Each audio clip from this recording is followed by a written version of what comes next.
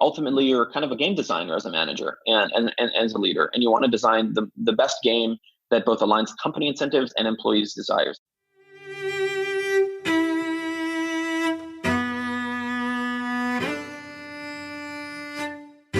Hello and welcome. I'm Shane Parrish, and this is The Knowledge Project, a podcast exploring the ideas, methods, and mental models that help you learn from the best of what other people have already figured out. You can learn more and stay up to date at fs.blog/podcast. Hey, before we get to today's guests, people ask me all the time, saying, why didn't you tell me about the newsletter you have? They're surprised to find it. We do. We have a newsletter. It's called Brain Food. It comes out every Sunday. Contains our recommendations for books, articles, documentaries, quotes, and more. It's become one of the most popular things we've ever done. There's hundreds of thousands of subscribers. It's free, and you can learn more at fs.blog/newsletter. That's fs.blog/newsletter. Most of the guests on the show are subscribers to the weekly newsletter, so make sure you check it out.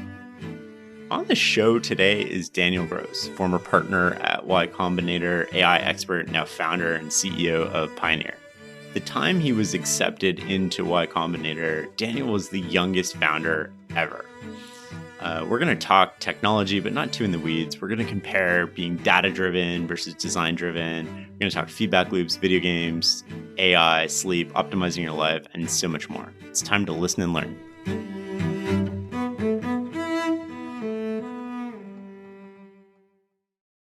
One of the things that when I was doing research for this interview, which was some of the most fascinating research I've done for an interview in a long time, one of the things that you wrote was the most important skill you can develop is an innate sense of curiosity about yourself. What does that mean? Can you expand on that?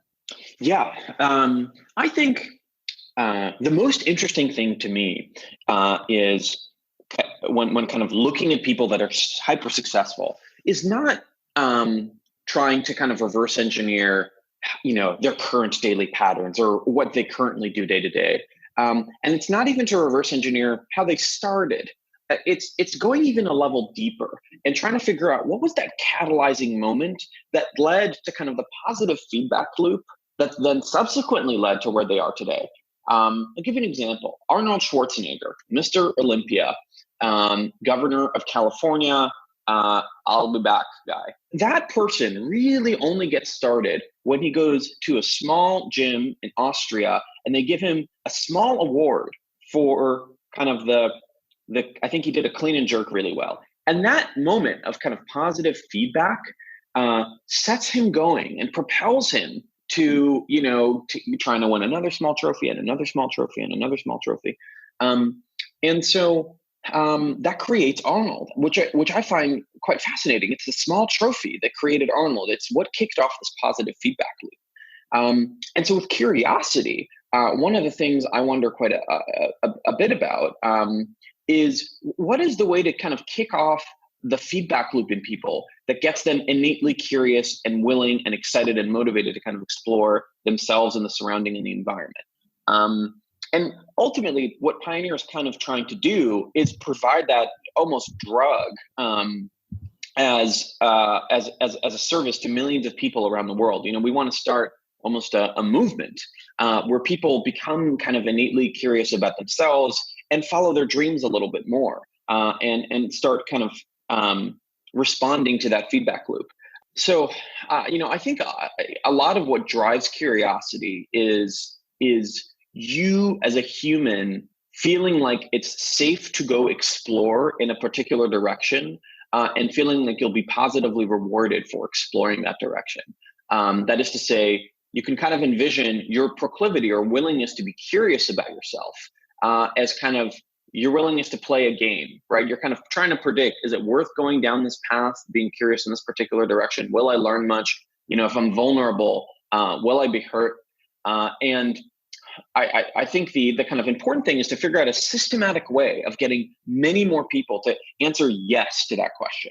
And so we could kind of dig into the 10,000 different ways one might do that and what that means. But I think fundamentally being curious about yourself kind of means that you positively predict the outcomes of kind of taking some step forward. And I think the thing the world needs, for a lot of different reasons we can get into, is many more people that kind of end up doing that end up being curious about themselves. Few things that came to mind as you were saying that. The first is I'm wondering where your innate sense of curiosity came from. I mean, and the second thing is like so much of what we consume today, either online or through the education system, seems to be the antithesis of sort of like the safe to explore, the positive rewards for exploration, and positive in this case, not the dopamine response of sort of like reading this clickbait article, but like having an actual positive impact on your life. Can you talk to me a little bit about those? One thing I think would be interesting to you and your listeners is, so when you ask the question, how did it all start with me? I think we as humans are quite terrible at reverse engineering the neural net in our head. Much like it's actually quite hard within modern machine learning techniques for you to figure out that individual thing you fed the neural net led to that specific result you want. It's kind of composite and it's a soup. And I kind of feel like when you ask me, where did my curiosity start? Boy, I don't really know that I could accurately answer that question. I could hypothesize. But I actually think I'd be better answering that question when looking at other people. And it does seem to be the sense of, to your point, getting some type of positive affirmation that it is okay to do a thing. Fundamentally, like, our brain is constantly making predictions based on what will happen if you take certain steps. And so, you will feel great if you eat the chocolate bar. You will feel maybe great if you go work out. You'll feel great if you talk to this person. You'll feel bad, if you put your hand into the fire. And so we're constantly predicting the environment. And curiosity is a lot of curiosity is about cultivating a situation where you positively predict the outcome of following some type of thing. And this is kind of brings us to your second point, which is the world where we're in today there's a shortage of positive feedback, especially positive feedback to the right people. It is scary, in my opinion, to read the amount of stories where greatness really started when someone kind of accidentally gave positive feedback to another person. Maybe Right. you got an email from someone you admired. Maybe you got a smile from a girl. Maybe you got, I guess in modern parlance, a retweet from someone you respect. And then something really interesting happens then. Humans, ultimately, I think we're tribal species. We have a collection of people we admire and we respect. And the software in your head, I think, starts to change a little bit when you get positive feedback from someone you respect. You start thinking, how could I get more of that? That felt good. This is a way for me to know that I'm societally kind of doing the right thing, headed in the right direction. And so the thing that's scarce today are people who are kind of micro influencers to others, giving them positive feedback and catalyzing this loop that ends up creating everyone from Arnold Schwarzenegger to Elon Musk to, Ramanujan or Albert Einstein. And I think the interesting question is to figure out how to scale that up, especially in a world that very quickly kind of becomes sensationalist and negative. Totally agree with you. What are the other sort of like catalyzing moments that you've discovered looking at some of these people other than like Arnold Schwarzenegger, maybe Elon Musk? Well, another interesting non-intuitive catalyzing moment, especially if we look at Elon, is how small and almost silly all grand things seem today. I think it's actually very rare to observe the Pyramid of Giza being started and proclaimed as the Pyramid of Giza. This occasionally happens with government level projects, the very famous "We will go to the moon" speech. But with startups and researchers, it often starts out very small. So SpaceX, I believe, was conceived as the Green Mars Oasis project, where the idea was, it's a very Los Angeles idea. We're going to go buy a bunch of rockets from the Russians, and we're going to try to launch a bunch of stuff onto Mars. And we're going to take a photo of like a green plant planted on Mars, and then we'll shut the company down. And boy, we'll get a lot of retweets. It'll be an amazing media moment, and it'll increase NASA's budget. So it'll do a good thing for the world. But that was the goal of the company. And, juxtapose that to today, where he's built the largest private space company on the planet. And in many ways, he didn't really expand NASA's budget. He became the alternative to NASA. And so, like, that's a great example of something pretty humble given his standards, that turned into something really massive. And the other thing I'll occasionally like to do is you could go online and you could look at the landing pages of, say, early Google, Facebook, Dropbox, Stripe, whatever company you want, they look awful. And it really gives you a sense for what was going on back then. There's these amazing interviews with Mark Zuckerberg in 2005, where he says, yeah, our goal is to really be a good directory at Harvard and maybe a few universities. What happens, of course, is quite funny. Is the market incentive obviously has their product grow, and then they suddenly need to reverse engineer a much more compelling narrative because no one wants to hear that Facebook was just a directory at Harvard and that was our plan all along. But the reality is, when you do some digging, everything has almost everything has the common pattern of it basically lapsed into a positive feedback loop, but it started really small. Snowball effects are everywhere. So I think that's another really interesting kind of trend. Well, what sort of feedback loops do you keep track of personally? Like, what's your personal sort of like metrics that you look at, or what sort of guardrails do you put in place to get quick feedback so you can adapt yourself? So I think a lot of people are interested in kind of individual things, say I would do, very specific stories, like what time do you wake up? What do you eat? What's your workout regimen? And I think that is actually the wrong message to send, because I could tell you what time I wake up. But the more interesting thing to me is the fact that I am obsessed about optimizing this thing for an outcome. And that is, I think, the takeaway that I think more people should be in the business of. Self-experimentation is actually more important than the results, because the time that I wake up is pretty individualized to me. I think I happen to today, I wake up very early. I think a lot of people do much better if they wake up much later. In fact, if you would have caught me 5-6 years ago, I was definitely in the camp of waking up as late as possible and staying up as late as possible. And I built all these rationalizations why I was that way. And my grandfather told me he was that way. And so I suddenly built up this whole, obviously false theory about it. But those variables might be like individual, though. Are the things that you track? I mean, that's what I'm really interested in. Like, what are the sort of things that you're tracking? Doesn't matter like what time you wake up, but you track what time you wake up because you want to keep track of your sleep quality. What are the other things that you sort of like keep tabs on?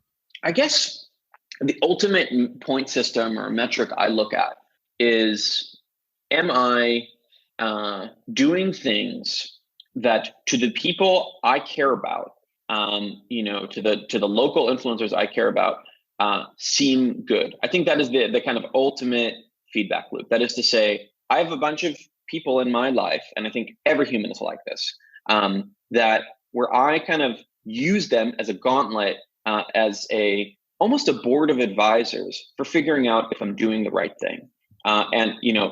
It could be your parents, could be your close friends. It's very occasionally people who are kind of slightly above you in the ladder of whatever game you're playing.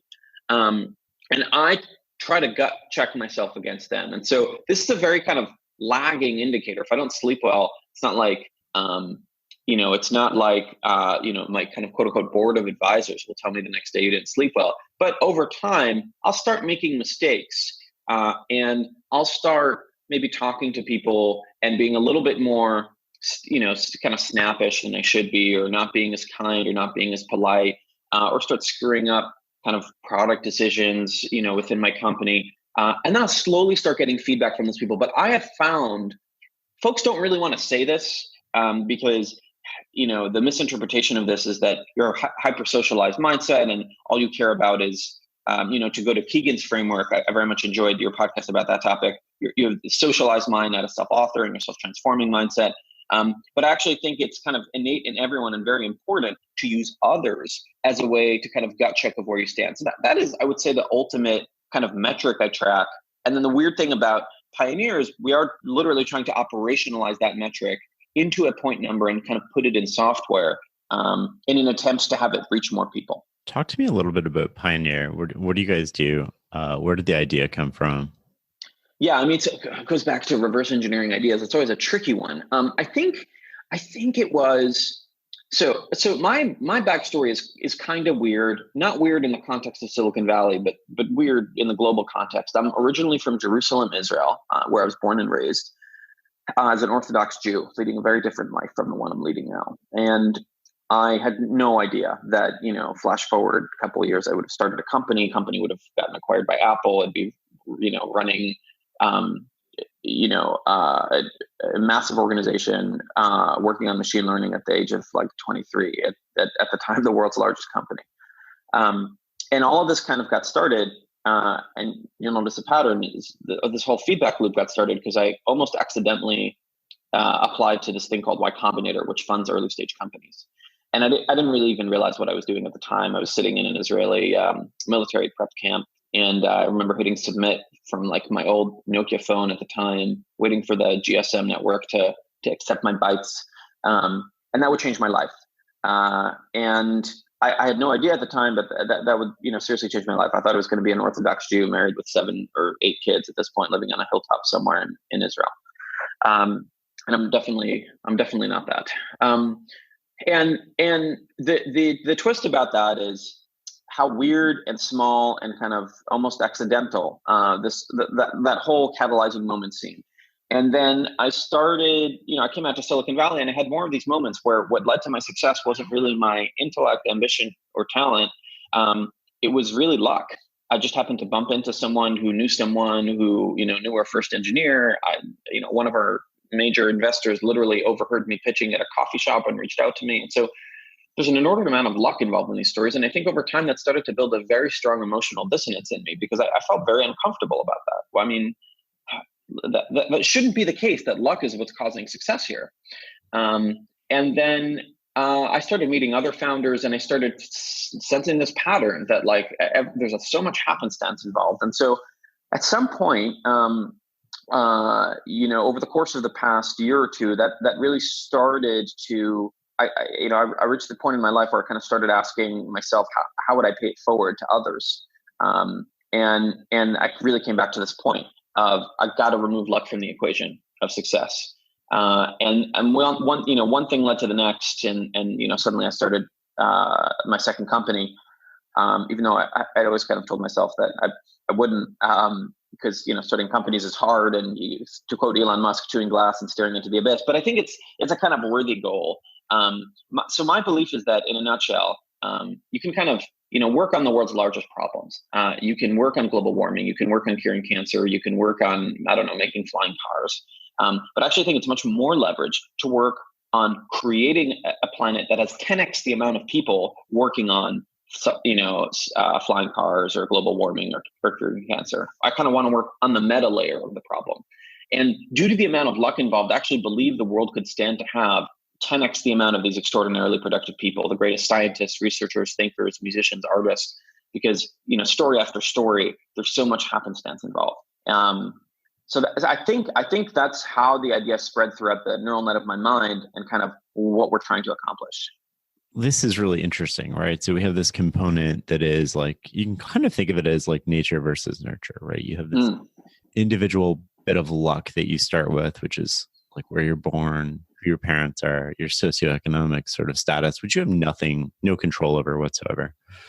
But it sets you on a path or a trajectory. And then you have, at some point, you have your own predisposition, right? Like, so your genetics, and your raw sort of horsepower, and that propels your trajectory. But at some point you take control over things, and then it becomes a little bit, I wouldn't say less about luck, because I think all extreme success has an element of luck, but there are things that you can control within, to increase the odds that you have luck, or to just take control of your life. It seems like people are sort of like tuning out more and more, and they're just thinking, oh, they're lucky, right? I can't be lucky. And you're talking about something that's really fascinating to me, which is like, what are the things I can do? Like, I don't control luck, but how do I make it a little bit less about luck every day?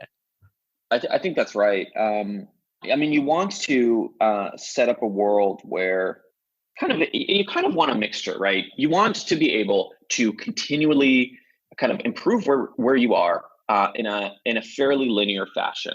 And in many ways, these are the goals I think companies should be seeking. That is to say, continuous improvement. And this is where, tracking metrics, figuring out what other people think, whatever your rubric is, that's important.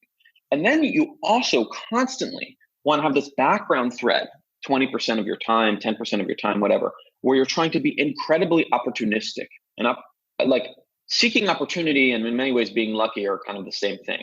And what I mean by that is the trick to basically becoming more lucky, and there's a cool study about this a while ago, is you can actually increase your odds of luck in the world. You don't even really need pioneer. You just have to do this interesting, psychologically hard task of, number one, kind of walking around the planet with a metal detector. So you have to constantly be listening for opportunity, even if it feels psychologically uncomfortable to pursue that opportunity. And then second, and this is the trick I think most people, including myself, could do a much better job of doing, you have to learn to act on it when it fires. When that metal detector fires and that weird opportunity comes up in front of you, the thing most people do is they go back to their local maxima and they don't explore. They continue exploiting. Is there an example that comes to mind as you're thinking about that to make it more tangible for people? Yeah. I mean, the super emotionally resonant one for me is, for every time there's about 10 times I landed on my Combinator's website or someone sent me an article about it where I self-edited myself away from applying. That's not for me. That seems weird. You got to understand my context. I mean, I'm literally sitting there on a very clear trajectory, to kind of serve in the Israeli army and kind of lead a life in Israel. And this is like a, Burning Man, California, startup accelerator thing. Yeah. Yeah. Very weird and remote. Why would I do that? But at some point I just decided to go for it. I really don't even understand why. I think if I think about it a lot and if I treat myself as an observer and kind of interview people who knew me back then, I really thought it just wouldn't work. And so I thought it'd mostly be kind of funny to give it a shot at the bare minimum. So I think that for me was the moment where I broke out of my exploit framework of just like, let's climb the existing kind of leaderboard that I'm on and let's try something totally different. And it's very interesting to draw this parallel actually between what we're talking about now, which are kind of personal frameworks for self-development, and the struggles companies go through. Because I actually think there's a lot of parallels. There's a trend in Silicon Valley today of being incredibly data-driven. And, kind of the meme, and by data-driven, I mean, for context is you collecting a lot of metrics about how people are using a product and then just trying to improve those metrics over time. And there's this funny meme or story of, Google got to the point where it was A/B testing shades of blue. They could not get into a room and just decide what the best blue should be. So they constantly experimented with micro variations until they landed on the best shade of blue.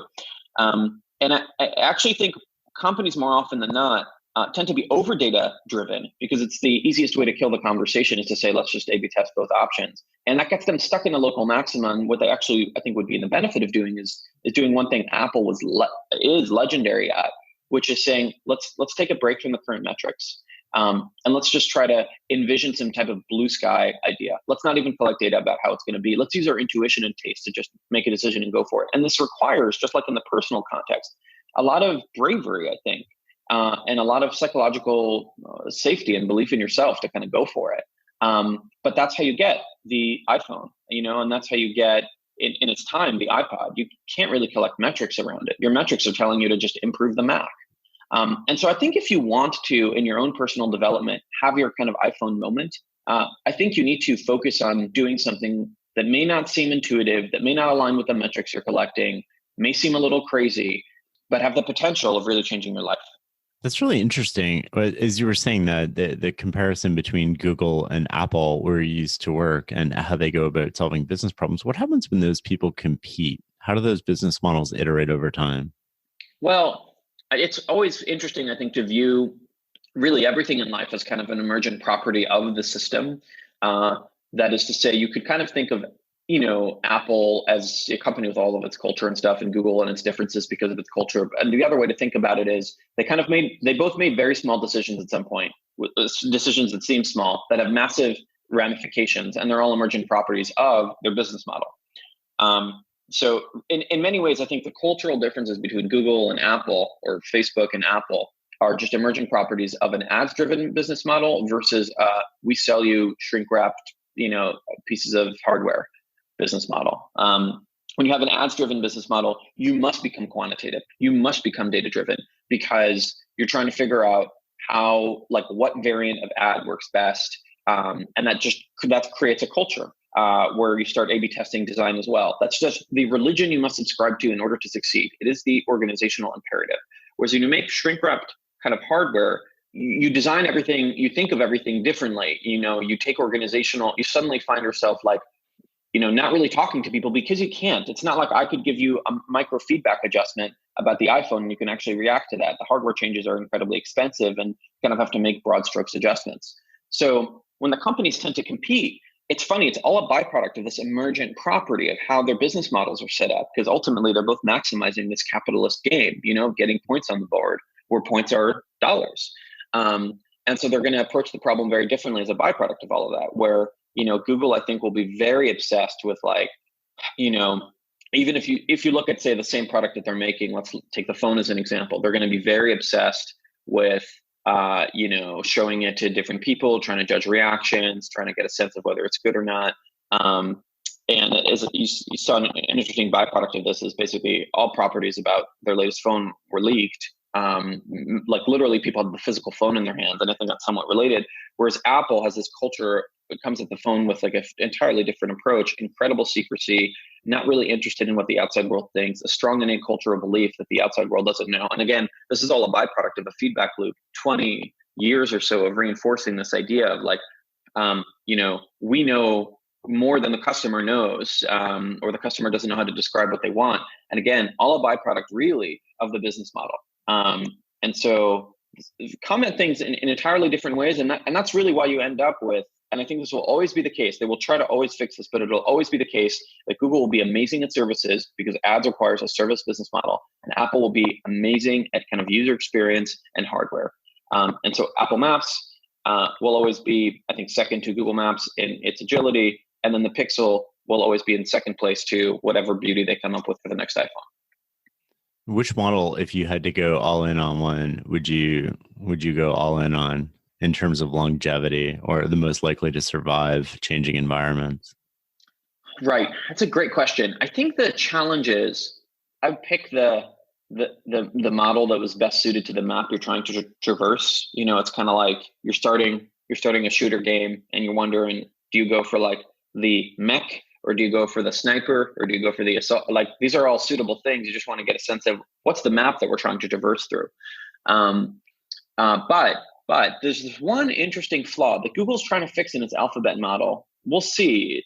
I'm happy they're running the experiment for the case study 10 years from now, which is, does this kind of continual improvement, let's slowly increment the numbers, does that mindset get you stuck in a local maxima where you're unable to reinvent yourself? Because you have this kind of innovator's dilemma and challenge where usually in order to reinvent yourself, you need to both cannibalize existing business models and certainly redirect resources in a way that doesn't immediately make sense. So the core Google unit, I think, will not be able to reinvent kind of the next ad model because of traditional innovator's dilemma. But the broader question is, will Alphabet be able to do it? And so the positive take is that Google's really figured out something majestic with its corporate structure somehow. And Alphabet will be able to reinvent the next Google. And maybe it's Kitty Hawk with flying cars, or I don't know, new cities, or whatever they end up doing.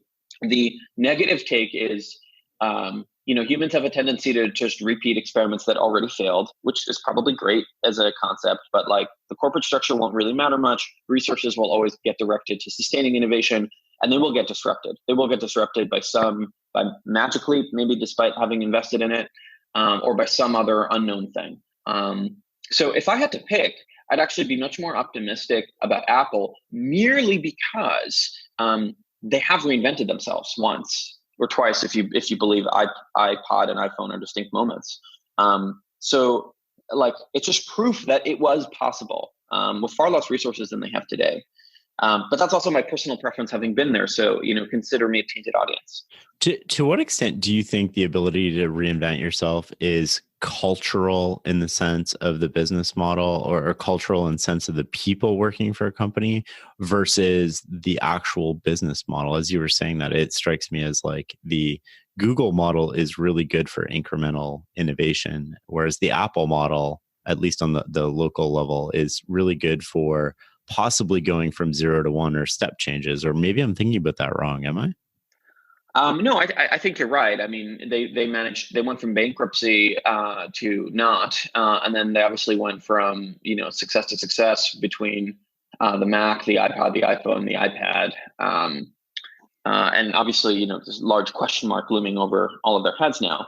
And so they have been the mythical phoenix rising from the ashes multiple times, reinventing themselves. Google has business lines that are incredibly important that are not the core product, but they did buy them.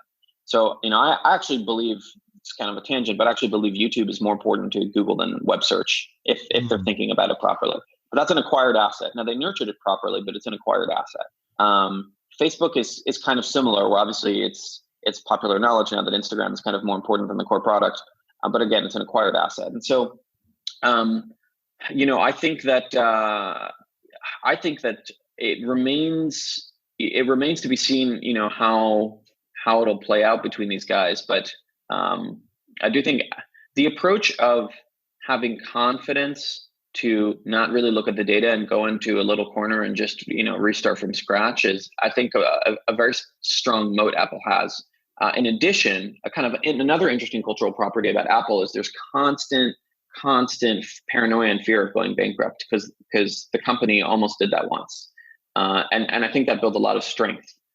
It's in many ways in scarcity where you build culture. It's not in an era of plenty.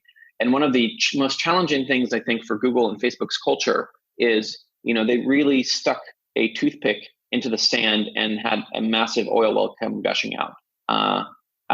Whereas if you look at a company like Amazon, they had to struggle for a very long time to succeed. And I think it's the struggle that really makes you successful as a company.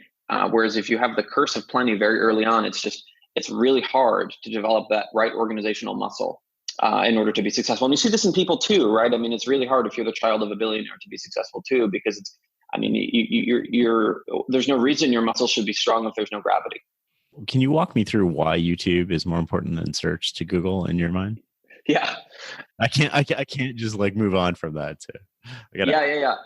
It's a really big underrated deal. And I happen to, I'll put this out there. I mean, I happen to believe that Pioneer, obviously, I mean, given what I'm doing, is the most important thing to work on, the kind of meta problem of creating more geniuses with kind of cheap interventions. But the only other thing that tickles me is just running YouTube end to end. I think that is an incredibly important job. Here's why.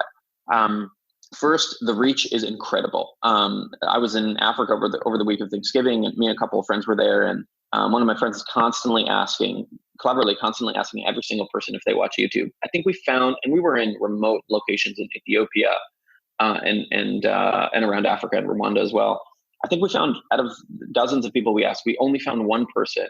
And I mean, this is seriously remote. This was in a church. This was the guy responsible for a church that was built in the 12th century in the middle of nowhere in Ethiopia.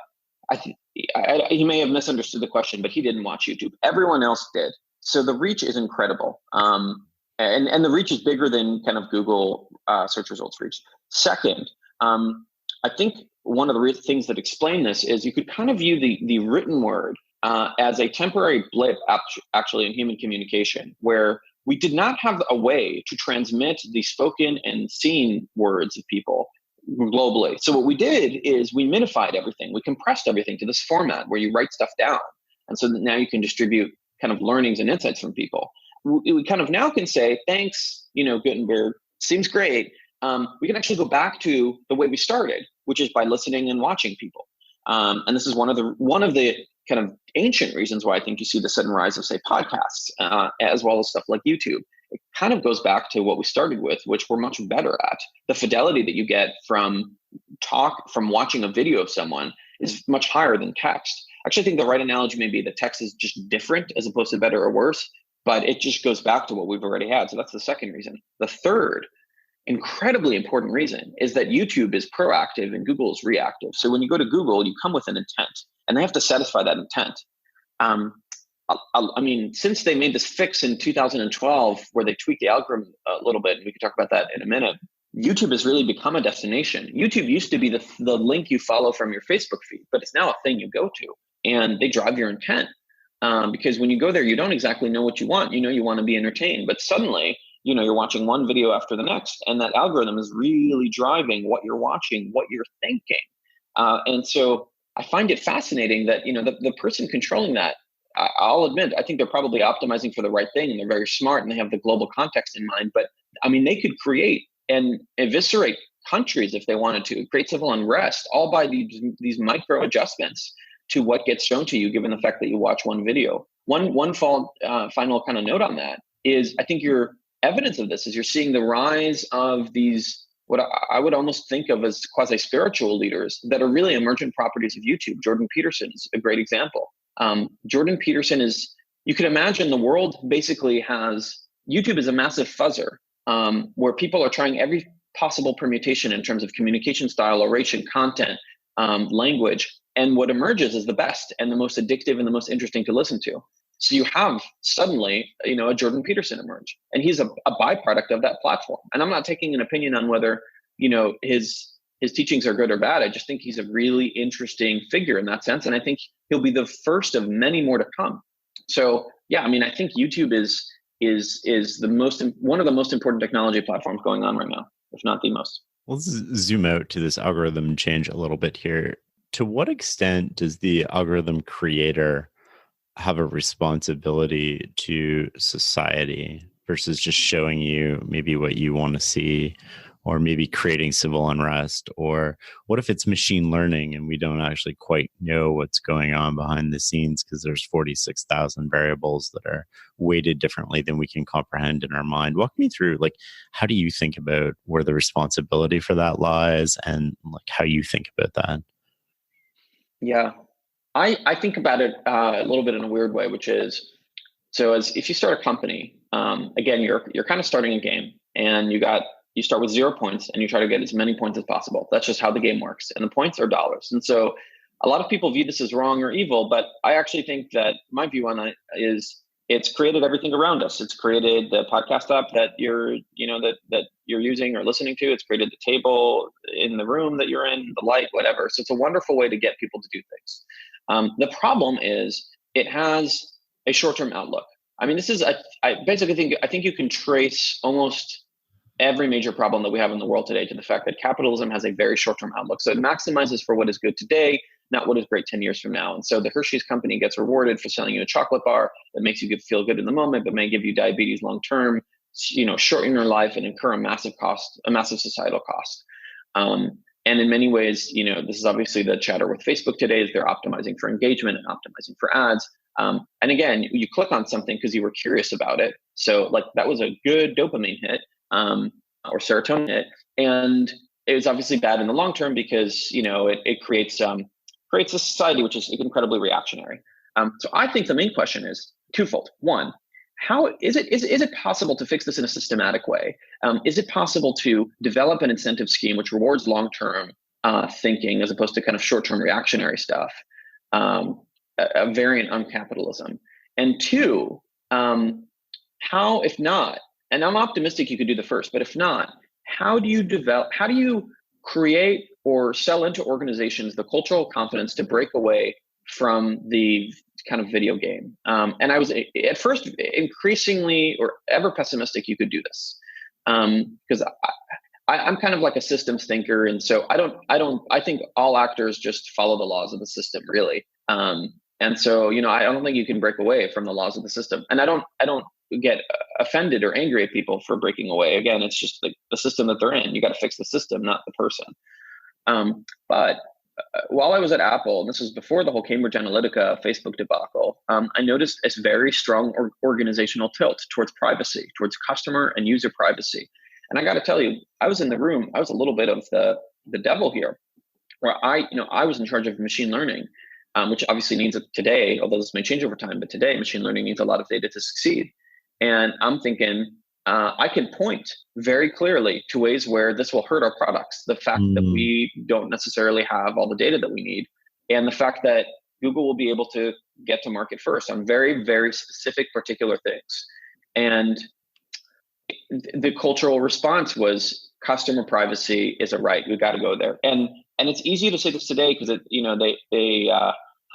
bet paid off, if that makes sense. The short that they bought, the stock ended up taking. But back then, it was very, very unclear that this is the right bet. And I remember release after release, the internal meme was, we're going to make a big deal about privacy, and that will be a selling point that will counteract the fact that this thing may not be as really good at X, Y, or Z.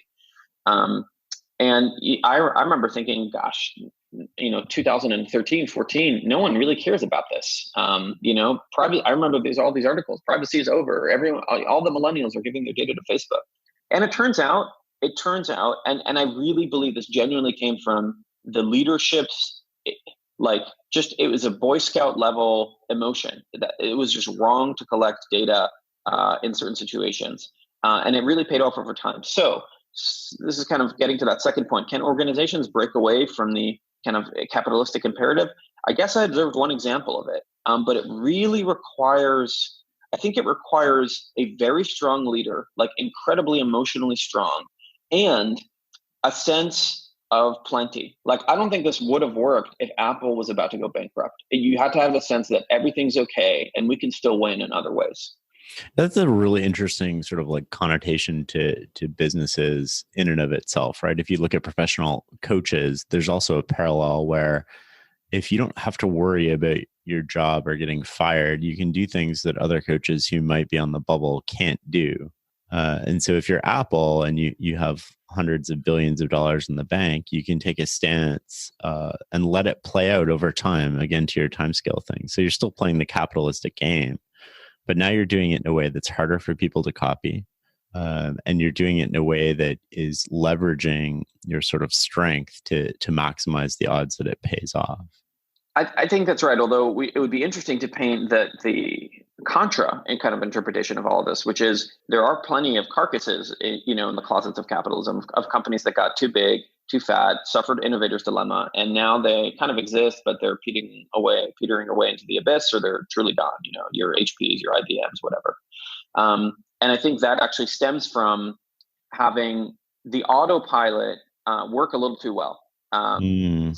And so that's really where I think you see leadership really matters. And I think that the slightly more controversial claim is that unless you have the founding team, maybe the founder involved, you're not going to be successful there. And it's not because that the founders are these mythical beasts where their epigenetic layer is somehow different from anyone else. It's more that you need the people who saw the thing start out as small to realize you can go back there and to have the strength and, more importantly, the organizational support to say, you know what, if all fails, we will go back to where we were and we will rise again from the ashes. And I think it's harder for executive talent to do that. There's just a level of confidence they don't have. Now, you could ask me in return, I'm obviously so excited about Apple here. Where does Tim fall in this equation? He's not the founder, it's true, but I think the whole crew that saw the company nearly go bankrupt has that same sense of like,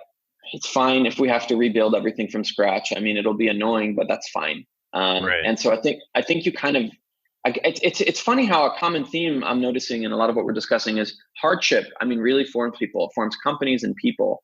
And if you don't have that, and this is, this may explain many of the differences between Mexico and North America, is the culture of excess and plenty. If gifted too early, can really distort you over time and just doesn't build a good organism.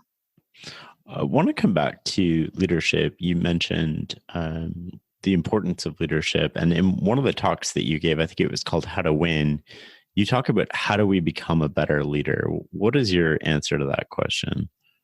Yeah.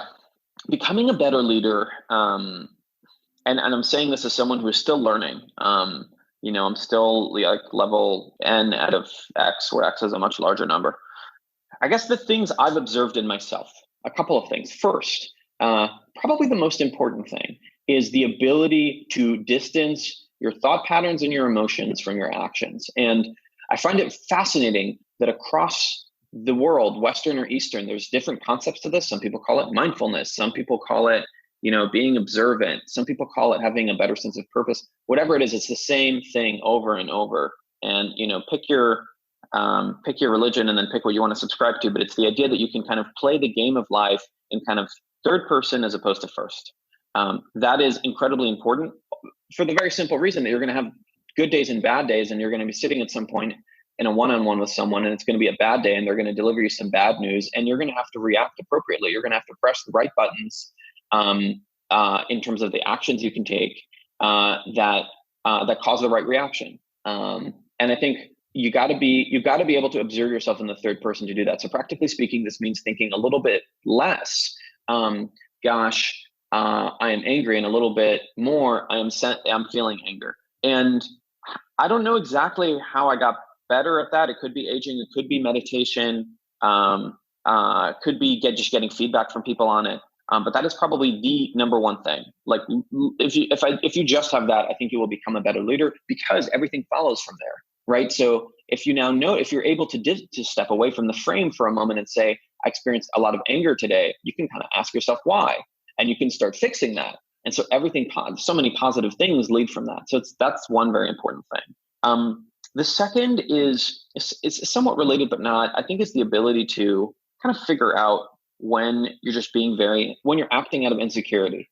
I think a lot of bad leadership comes from very deep insecurity. And it's funny, when I'm in a meeting and I see someone do something like that, and this could mean something like they feel the need to be very pompous and kind of talk about some achievements they have, or they feel a need to cut someone off, or they become very neurotic and kind of paranoid. I always have this thought, which is, I always think to myself, who is the girl? What was her name? And how old were you in high school? That caused this like deep sense of, I'm not good enough. And sometimes it drives people, but it can cause really bad actions. I think just becoming aware of your own insecurities is incredibly important. And the realization that you can be vulnerable, and in fact, you need to be vulnerable as a leader to succeed, is incredibly important. And the trick here is not just to talk about it, but earlier we talked about these catalyzing positive feedback loop moments, and kind of making yourself lucky. You could try to make yourself lucky today, but just trying to be vulnerable in a meeting. And I think you'll be surprised, or I certainly was surprised, by how positive the reaction is. It really changes the nature of the meeting. If you talk to a team, you'll have all these worries in your mind as a leader about how things are going, whether this person is good, this person is bad. It's kind of surprising that the best thing you can do is just vocalize all of that to everyone. I think early leaders have a tendency to bottle it up, again, due to insecurity and fear that things won't go well. But I think you just need to treat other folks who are leading as adults and kind of give them the full context. It's weird too, because in a way, like culturally, there's this idea that the leader, and maybe I'm just Western culture, obviously, but where the leader can just handle all of this pressure and they don't need to be vulnerable, and they just, they're charismatic and they can do all of these things. And I think that holding people up like that is, it's not accurate. It's not an accurate sense of who people are. And I don't necessarily think that makes good leaders either. Yeah, here's the kind of frameworky over rationalist twist on it. So your fear of, say, sharing comes from a good place. It basically is, you've realized, I think, of truth, which is people ultimately want to work for other people they find compelling. I think you work for your manager, not for your company. It's kind of the local position on the leaderboard that you look at, not the global one. And so you don't want to say things that kind of reduce your compellingness as a person. But the twist is, you are, I think, incorrect, or one would be incorrectly predicting that being vulnerable reduces your score. It actually increases your score, because it is not a common thing to do. And if you use the right words, it's actually an incredibly rare thing to do, to kind of be both vulnerable and inspiring at the same time. So I think the mind is coming at it from a right place. It's just not perfectly calibrated. And it's predicting the incorrect result. And one final thought on this is, it is helpful to think back a little bit and reverse engineer the leaders you look up to. What is going on with them? It wouldn't surprise me if a common theme is they kind of say what's on their mind. So we have third person, not first. We have acting out of insecurity. What else would you add to that? I think another really important thing is, especially people when kind of being thrust into positions of leadership very quickly for the first time, tend to drastically overwork themselves. And I think this is coming out of either some internal psychological narrative they have, so the chip on the shoulder thing, again, I always wonder what her name is, or comes out of this kind of machoist mindset that the way to get as many points on the leaderboard is to just input, basically, just be at the office all the time, work really hard, 100-hour work weeks. And in many ways, this isn't wrong. like that is true. That is somewhat inspiring that you're in the office on the weekend, and I will punch a little bit above my weight because, gosh, you're doing it. I might as well too. It gets wrong when you start taking it to the point where you start making foolish decisions. Very specifically, it gets wrong when you start not sleeping well. I think the fact that we don't talk about sleep all the goddamn time is going to be one of the largest changes of, say, 40, 50 years from now, and more science comes out. Just kind of like I view Pioneer as kind of working on the meta problem to curing cancer or global warming or, say civil unrest in the world. I kind of think the meta problem to productivity is just to focus on sleep. That is the largest needle mover. Imagine if I told you there is a nootropic out there that you could take that will, improve your performance, not 5%, but like 10x. And that nootropic just takes 8 hours to activate. And it's called sleep, and good sleep. Good high quality sleep. And that means different things for different people. If you're gifted with that weird gene, FNSS, where you can sleep 4 hours a night, that's fine. If not, you should sleep as much as you need to sleep. I think setting alarm clocks is wrong. And so the third practical tome here is, take care of yourself. No one's going to tell you to take care of yourself, so you should. And very specifically, just sleep. I think if you start making foolish decisions or not having empathy because you're irritable and tired, your points decrease. People think you're less impressive. Here's the fourth thing I would say, that again, the fourth kind of piece of leadership advice that's changed in me, and I don't exactly know why, is a sense of real empathy towards the people that you're working with. You actually need to be innately interested in their lives and problems. I think a big thing that helped me here is I just realized that learning a little bit more about someone's story, personal story, could actually really help me understand them and motivate them to, have a great job. Ultimately, you're kind of a game designer as a manager and as a leader, and you want to design the best game that both aligns company incentives and employees' desires. And the real way to understand people is kind of through this deeper substrate level where you actually become genuinely interested in them. And you have to really imbibe that as a concept. Otherwise, you can't really develop empathy. Empathy it's not like weightlifting where you can force it. It has to really innately come to you. And the way to me is just realizing, actually figuring out what this person's upbringing was like and their relationship with their parents and how their day has been today. That could really help me understand them. And I'd suggest you just give it a shot and see where it takes you. I think that's really good advice. Switching gears just a little bit here, how do you feed your brain? Like, what do you read? How do you read it? Is it books, online, long form, short form, podcasts? You listen to the Knowledge Project. I'm sure you listen to other podcasts. How do you consume information? And if your brain is a pattern sort of recognition machine, how do you prime it with intelligent preparation in advance of encountering those patterns? That was really one long-winded question. No. It's a great question, and I think it's interesting to ask the hypothetical.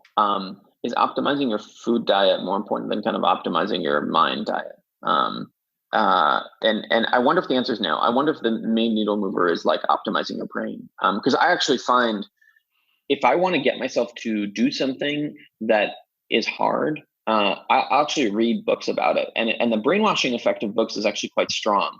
Many people talk about the length of books and the fact that the content is repetitive and books should be shorter. That way people would read more. But I actually think the potency of it is that it's long and the narrative is repeated over and over and over and over again.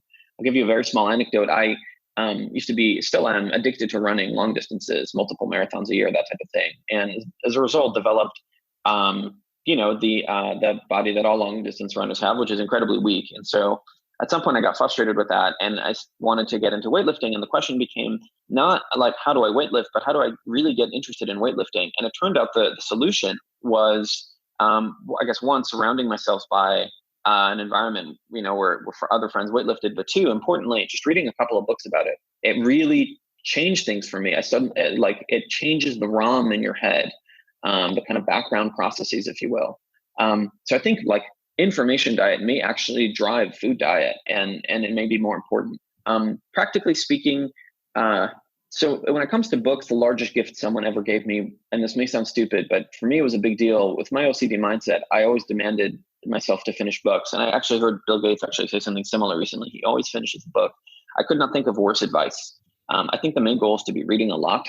And if you find that yourself caught in a rut, discard it. There's an infinite number of books, and you will probably die before you manage to read them all, unless we really cure human longevity. So I try to read as much as I can in any format I can, and if the book's bad, I immediately discard it. I basically will cycle through any way of getting long form content. When I'm exhausted of one, I will just cycle to another. So if I'm too tired to read a book, or it's interesting. People say too tired to read a book. I actually think it's your brain is too active to read a book. At least that's what I find. There's too much chatter. I will listen to a podcast. I listen on flights. I just listen to podcasts a lot. I find the best form of in-flight entertainment to be noise canceling headphones, an eye mask, and a podcast. That is great. And when I run, I listen to podcasts quite a bit. I try to be very careful of my usage of Twitter. I do subscribe to this narrative that it is kind of chocolate. It's really good in the moment, bad long term. The practical hacks there are not, of course, willpower hacks. Those don't work because you're fighting against a system. You have to build your own system in defense. So I have enjoyed and turned on and enjoyed all the kind of time well spent features in the new iPhone. But I keep my phone outside of my bedroom if I can, definitely away from bed. Another interesting tip. I know I said I wouldn't do practical tips, but I'm quite excited about this one. Is I turn on the color filter on the iPhone. It's quite useful. So everything's black and white, which makes it just far less appealing. It's kind of like, I don't know, what would be the equivalent of salting your chocolate, although that probably makes it taste better. But you get the idea. That's your default is black and white? Black and white. Now, yeah, it has some interesting kind of side effects, but I find that super compelling. I do that on my desktop as well, black and white. And it just makes everything a little bit more bland, which is kind of what I want. It helps me accomplish my goals. I obviously live with Do Not Disturb turned on. I don't think people should be. I think the problem is the social cues for calling someone are much more different than barging into their face and shouting at them. But that's what I experience it like, when my phone starts vibrating. Right. So I live with Do Not Disturb on. I try, in terms of the genre of content I read, I guess I very much believe what I said in earlier, whatever is interesting. And not really limit myself. I do try to interest myself in fiction more than nonfiction. I actually think fiction has a more potent effect on your mind that's just a little bit harder to track in terms of how you think, mental models, how you kind of view the world.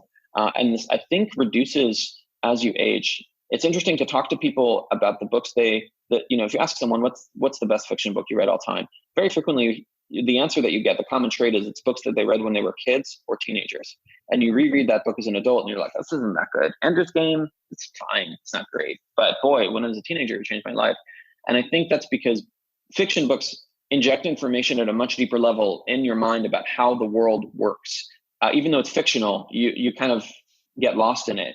And it really changes your view on how the world works in a way where you're not, when you're reading a nonfiction book, I think if you're kind of a disagreeable rationalist person, you have this judgmental mindset where you're constantly judging and thinking, well, is that true? Is it not? Whereas fiction kind of slips right below the brain-blood barrier, if you will, and really enters your psyche at a deeper level. Now, as you develop more and more models about how the world works, it becomes less and less potent. Hence why, Harry Potter is really only useful to read if you're a child. But I still think I have a little bit of neuroplasticity left in me, I hope. So I'm trying to read as much fiction as I can while things are still fresh. So it's a little bit about my information diet. I could rant about this forever, but that's I had a couple specific questions out of this. One was, just to geek out a little bit, what noise canceling headphones do you use? So for flying, I think you want the Bose, I think it's the QC20s. They're in-ear noise canceling headphones. And the benefit of those is you can fall asleep with them, which I find much better than the over-ear ones. And then I also have a cheapo Bluetooth, headphone thing. I don't think they're noise canceling though, but that works well for me. I felt very uncomfortable buying the Bose headphones in the first place, the $200, and so I did not allow myself to buy really any other noise canceling gear beyond that. I do think if I were to upgrade, I think Shure makes a even better in-ear noise canceling model that would be interesting to explore. And walk me through some of the fiction books and the mental models you've got from them recently that sort of like stand out in your mind as something that's had an impact on you. Yeah. One thing, I'm now realizing this as I'm talking to you, but it's very evident in Pioneer itself, is in Ender's Game. One thing that really blew my mind, and I only realized later in life, but it really kind of reconfigured my mind is, and this is somewhat true in Harry Potter as well, the children are in charge. Oh, yeah. And I'm sure it's not the first time, this has been done in literature, but that really gave me a sense of the fact that I had a lot of, independent autonomy and authority if I just wanted to ask for it. I'm reading Ender's Game with my kids right now. Oh man, that's what you're doing your job as a parent. That's a delight. It's fascinating to watch them and see this sort of empowerment as they realize that this kid effectively like saves the world, right? I think that's right. And sadly, I don't know what your opinion is on this. Other than Ender's Shadow, the series goes very quickly downhill. Yeah, the first one's really good. I always wondered why, but that's a conversation for another time. Like what went on in Orson Scott Card's mind that kind of just stopped at some point. So that was a big one for me. Harry Potter was a massive one for me. There's a lot of fascinating things going on in Harry Potter, and I might do the literary analysis now, the mistake that people make with Shakespeare, which is read into it more than J.K. Rowling intended. But that's fine. One incredibly important thing I think in Harry Potter is that I took away from it is the strength of made up tribal bonds. I mean, here you have 4 houses kind of competing with each other and all these things, and it's totally made up. And the other fascinating game mechanic is the randomness of the sorting hat. I find really interesting. The sorting hat is a thing that decides what house you go in Harry Potter, and no one can really figure out how it works. People spend forever reverse engineering, and people build their identity based on where the sorting hat selects them. And I have kind of always wondered if the ultimate truth there is it's totally like random, spin of the dice, and that and what's happening is people are emerging as different. Everyone's kind of the same. They're emerging as different based on the house and the myth surrounding that house that they get selected to. And then you become part of that tribe, and you have to signal to that tribe you're part of it. So you signal the virtues of that tribe. And the longer you signal it, the more you become it. That's very, very, very true. And the component that aids in this, which is kind of another thing I got out of Harry Potter, is just games. They have all sorts of games that they play, notably Quidditch. And the games are a very interesting way to reinforce tribal bonds, because games are simulations, right? So the outcomes are not catastrophic or fatal. If you lose in Quidditch, it's not like you die.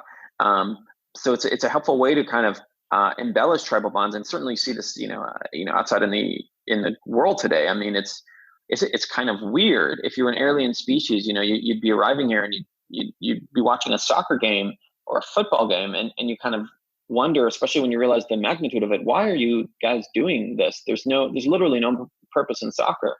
But humans are obsessed with this concept of, if we can agree on the rules beforehand, we can all play a game together. And that will kind of be fun because it'll reinforce tribal bonds, one team versus another. Right. And exploring that through Harry Potter to me was really, really interesting. I like that a lot. One question that's related to sort of like how we feed our brain is, how do we go about changing how we think? So when I've observed what's caused me to change how I think, it's been occasionally. So the one common answer here is that it's read different books and try to view things from the other side. My mental metaphor for that is like reading a book in terms of changing how you think is you got these 2 rocks, 2 flints or tinders or whatever, and there may be a spark, but it won't really catch flame. It's hard. Like a book's a good starting position, but it won't catch flame. What's the largest thing that's caused me to change my opinion or thoughts on things at a very deep level is really the environment, and in particular, the people I am surrounded by. The people you are surrounded by will rewrite your brain, whether you like to or not. And I certainly have noticed myself both in political affiliation, as well as like answers to things like nature nurture. It's the micro influencers. And I mean micro in the sense that these people are not globally known, but they matter a lot to me, or I think highly of them. And there's something cool / scary where when a micro influencer or someone you respect says something to you, I think you are, no matter how disagreeable or analytical you eat it a little bit faster than you would anyone else. And the same thing is true for people in your tribe. You consume information from them with a little bit less of a firewall than you would anyone else.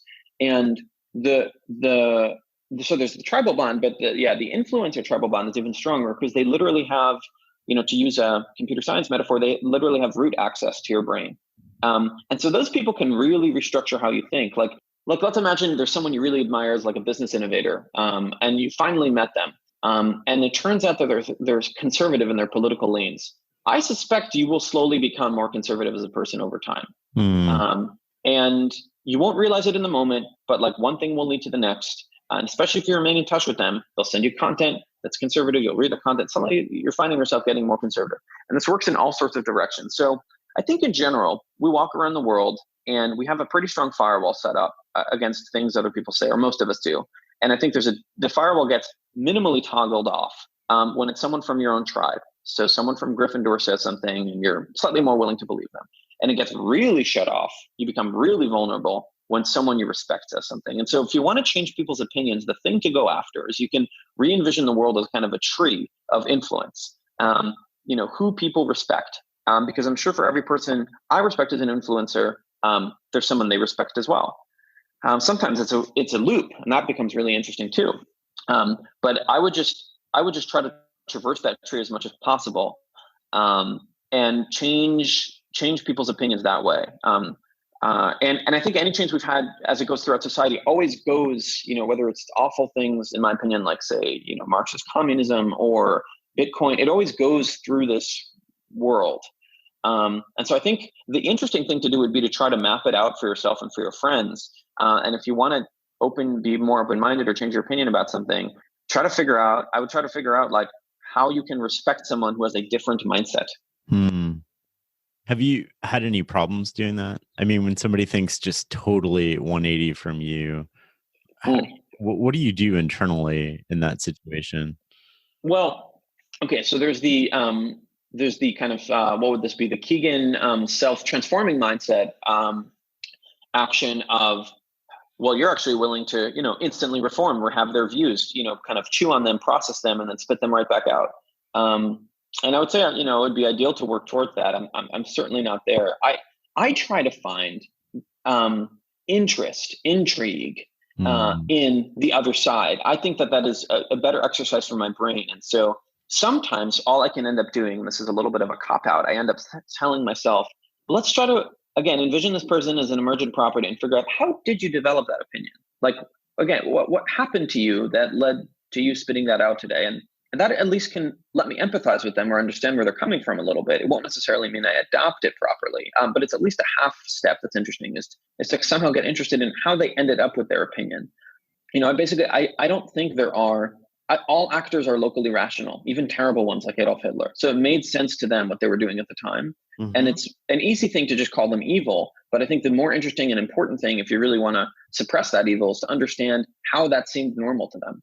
And so that's what I try to do when I hear an opinion I don't agree with. The other interesting thing you can do is you can try to meet people who you respect and talk to them about things that are different from the area that you respect them in. So, if you talk to someone you really respect in business about their political affiliation, that could be an interesting way to shift your mindset a little bit. Because if you buy my hypothesis that whatever they say you're slightly more in tune to believe, then suddenly you'll end up eating up their political stuff just because of their business affiliation, and vice versa. Like if you find if you meet someone you really respect because their opinions in art and you talk to them about business, that may change. You may surprise yourself at how much that changes your views as well. I like that a lot. A while ago, you tweeted out looking for information about how to make major life decisions. I'm wondering what sort of framework you landed on for major decisions. Yeah, I mean, in particular, I remain fascinated and would love to fund research on the topic of how people come to make large life decisions. It is surprising to me that this is not like a well-researched topic. As far as I can tell, there's literally nobody on the planet working on it. And I think it's one of the most important things to do, because, boy, if you could decode that, then you could figure out how to have how to have people make more informed decisions. How do people decide when to change their job? How do people decide political affiliation? How do people decide who to marry? And maybe we can fund that together. I would love to explore that too. I'd be super happy to. I think the problem, actually, I believe all problems in life kind of resolve to finding the person to do it. But if we could, that would be amazing. So the unenlightened belief is that it kind of happens in the moment. So there's one day you wake up and you're like, I'm done with this job.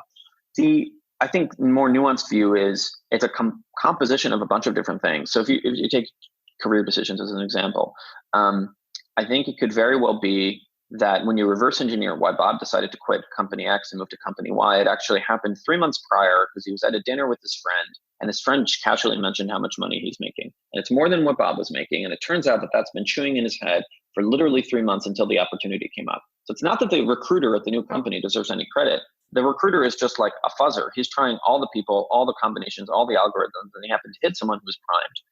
So the priming was, you kind of viewed someone in your tribe kind of doing what better than you, positioned slightly higher on the leaderboard than you, and you kind of over time it started festering in your head. It goes back to that wonderful Chris Nolan film Inception, where I think there's that scene where DiCaprio is like, an idea is the ultimate virus or something. So that's one possibility. Kind of another related possibility is, in particular with job and career decisions, I've wondered a lot of basically changing environments causes people shock, and so they're in a different mindset. So when someone comes back from vacation and they re-enter work, I think you enter a little bit of cognitive shock. Everyone experiences that, like, whoa, work.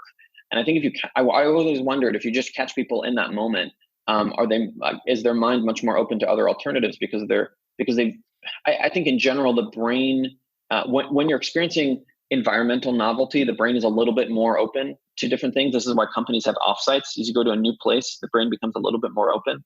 And so I kind of wonder that, you go back to work from vacation, not only is it jarring and maybe slightly painful or monotonous, but you're kind of more susceptible because of that novelty thing. The ports in your mind are open, if you will. And then, a third thing that I mean, this is just from self-reflection. Again, there's no research on this topic that I could read about how people make these large life decisions. Is, again, it just goes back to this point of the micro-influencers, of like someone who you kind of respect said something to you and it just started, eating away at you, and then something else caught you at the right time. It would not surprise me if the outcome of this research was there was kind of the seed moment, and then the catalyst moment. And those are actually distinct. There could be many months, weeks, or days, or would surprise me if there were hours in between. And the interesting research is to try to identify more and more of the genres of these seed moments. Once you have a seed, though, I mean, it's kind of hard not to make those decisions, right? And what I think part of what you're doing is you're struggling through to rationalize it to yourself, or you're struggling through sort of like all the possibilities. You can get comfortable with different outcomes. But at some point, you've maybe subconsciously already decided there is a decision to be made, and you're going to make it. Even no decision in a lot of these cases is a decision. Like, should I spend my life with this person? If the answer is no, that's one path. And if the answer is yes, that's one path. And if the answer is in the middle and you don't really feel compelled to make a decision, well, that's also a signal and sort of a decision to the other person, right? And so you have all these meta layers to it. Yeah, I think one thing that resonates from what you were saying that I think is very true is there's also an element of kind of mental exhaustion that comes into play, if that makes sense, where your brain is trying all the different parameters, especially if this is a decision you're actively chewing on, where there's like a bunch of different options. And you can see a microcosm of this, very small microcosm, if you try to book a hotel or a flight, where there's like a lot of permutations to go through, and you slice, and then at some point, it's interesting. If you're observant, at least for me, it's just like this interesting moment of kind of giving in, where you kind of say, I'm just going for one of these. And it's the exhaustion. It's not that you fully rationalize the issue. There's in these situations, there's usually, I think what is actually going on that is quite interesting is, by the time you reach like the third variation, your brain has unloaded all the variants of like the first variation. And so you can't keep everything in your head at once. And so you enter the cycle of doom of, let's think about it a little bit more. Let's try this combination of the flight. Let's try that combination of the flight. And so you end up basically in a situation where you run on the treadmill till exhaustion. And then I think there's just a recency bias where you go for the thing that, that was on your mind last. But again, like no one's done research decoding this stuff. And I think there's a, Kahneman level book to be written here about what's going on in your head at these moments. I agree with that. And if that book's being written, please reach out to us. We want to talk. Your sister, I think when I was doing research, she's a psychologist, right? Wow. Yeah, you went deep. Yeah, my sister is a psychologist today. How did that help you design better products. How did that relationship with her and that sort of knowledge of psychology that you guys chatted about help you? Yeah, that's a good question. I mean, my sister was always running experiments on me. I remember, I think when I was like 5 years old, 6 years old, she would repeatedly ask me to draw maps um, of from where we were to how we would get home, because I think there's a lot of spatial development that happens at that age that she was curious about. And so being subjected to basically being the guinea pig of someone certainly enlightened my mind to how my mind was changing as a child quite a bit. Um, and if you think we have no agency as humans, and there's just like some mumbo jumbo in our DNA plus environment, and we kind of are on autopilot, it's kind of interesting that I ended up building a component and software that has an incredible, I hope, fairly deep sense of human psychology as well. I mean, Pioneer is, I think, literally equal parts kind of software and psychology in terms of the different psychometric profiles we use to select people, and how we motivate people. So there's a lot of human psychology there. So it's kind of interesting that from our same, maybe it's all genetics, right? We kind of ended up doing the same thing as adults, although mine has a software flavor to it and hers has a research flavor to it. Right. The thing that is top of mind for me when building anything that maybe from her, it's always hard to reverse engineer where these things come from, is the idea that what the person wants, really, really deeply wants, is not often like what the organizational imperative that you're building is. I'll give you an example. Gmail. Gmail is a product suited for communication, but ultimately when you open up a session of Gmail, there are like things you want to accomplish. And I do not think Gmail works with you to accomplish that goal. I think it works to accomplish the organizational imperative goal, which, I mean, I'd imagine they have some KPIs around email sent or engagement or how often you use it. What you want is you want to open up Gmail and you want it to like ask you, what are the things you need to get done, which may be answering like 4 emails instead of staring at your inbox. And instead what you're greeted with is a UI, which has a lot of red in it, which, calls attention constantly to your brain, bolded text so that you have to like pay attention to all the new emails that have come in, a refresh button so you could continually get dopamine hits in the odd circumstance you happen to get a new email from people, and it tricks you into working on the pseudo productive goal of answering a lot of email, which is not what you really want. And so I think it's really important when building software to like figure out the human's goals and try to align that with the organization's goals. I think those are often only Venn diagram overlaps. They're not perfect. And certainly being surrounded by someone who is innately interested in like the human psyche has kind of reformed my thinking around that quite a bit. Do you have any other siblings? Yeah, I have. We're 4 total. So beyond that sister, I have another 2 siblings. One has her hands full with her family. They have 5 kids, and then my brother is studying law. Cool. I think I want to end on a bit of more personal, sort of deep philosophical question, if that's okay. Sure. Yeah. Well, now I'm intrigued. Well, what's happiness to you? What does happiness mean? Happiness to me is flow. I actually think the thing all humans are seeking in life, and this is kind of a weird way to say it because we usually use different words. We usually use words like meaning, fulfillment, but I think it's flow. I think you want to be in kind of there's this Russian psychologist that defined the zone of proximal development, where you are learning just the right amount. Like you can envision a game, and if the game is too hard, you're getting too much negative reinforcement, it is uninteresting to play because there's no novelty there. If the game is too easy, there's no novelty there. And so, my goal for me to be happy, I need to be in flow as much as possible. And I try to design my day around flow in terms of when I schedule meetings and when I try to just do work where it's me versus a laptop. I try to design my day in flow in the sense that, the difficulty of what I work on, if I have a massive problem that feels too hard, I very much try to break it up. I want to be in flow as much as possible. And I find it a very interesting side effect of the human condition that it seems like the thing we pursue more than anything is the ability to forget our mind as opposed to kind of be in it. Because when you're in flow, you don't notice time flies. You don't really have a sense of self. But that to me is happiness. And if I can get flow with a sense of um, at the end of the day, I somehow move the needle on the planet. That's kind of the ultimate goal. Because I think cheap flow is accomplishable by everyone in the world by just playing video games a lot. And I actually think it's, everyone talks a lot about UBI. I think that's the finding kind of meaning and satisfaction and novelty is the more important thing. And I think, video games are one way of getting that.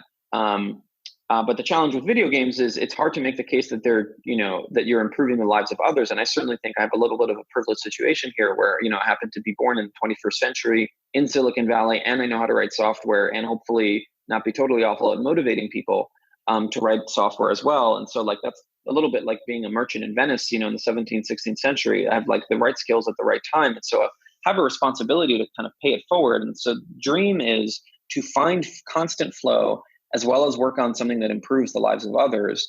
And my hope is that with Pioneer, I can do that, like both in the style of work. We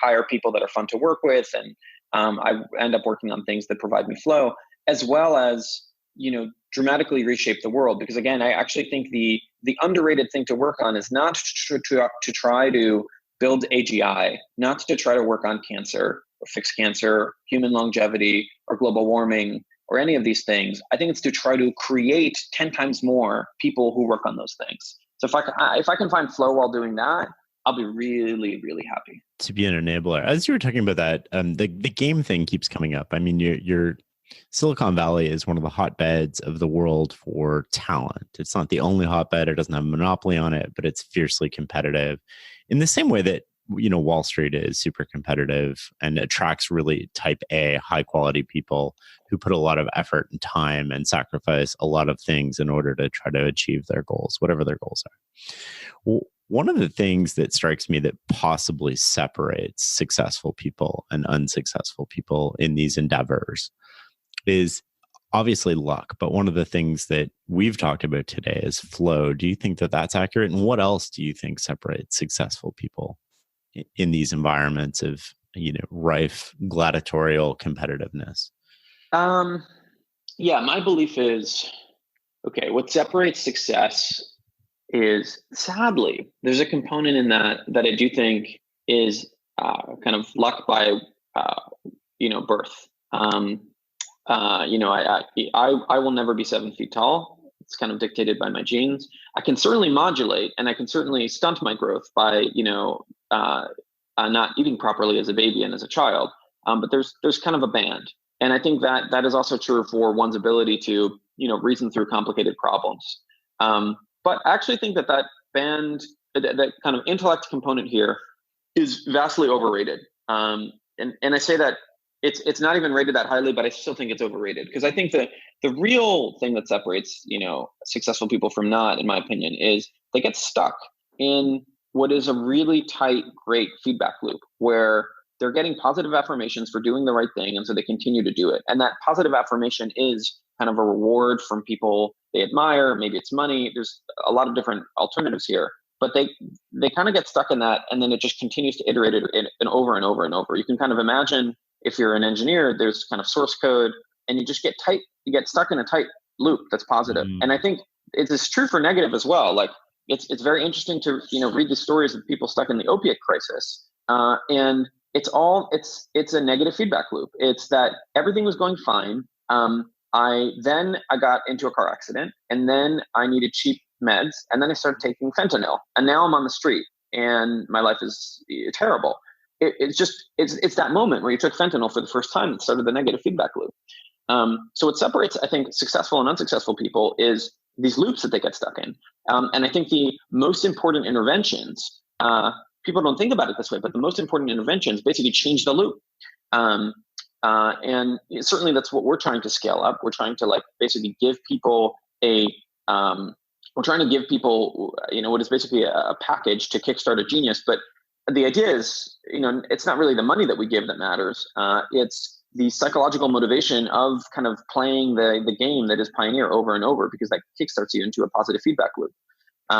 I mean, Pioneer is literally like taking all the stuff I just ranted of and kind of putting it in software. We try to map you to a person you will respect. We try to have literally a visual leaderboard so you can look at other people's scores and kind of get motivated to do better. So we're trying to basically operationalize all of this in Python and Ruby. And so if it works, I think it'll drastically scale up the amount of successful people, because we'll be able to have a massive inject into society a lot of these kind of catalyzing moments that lead to positive feedback loops.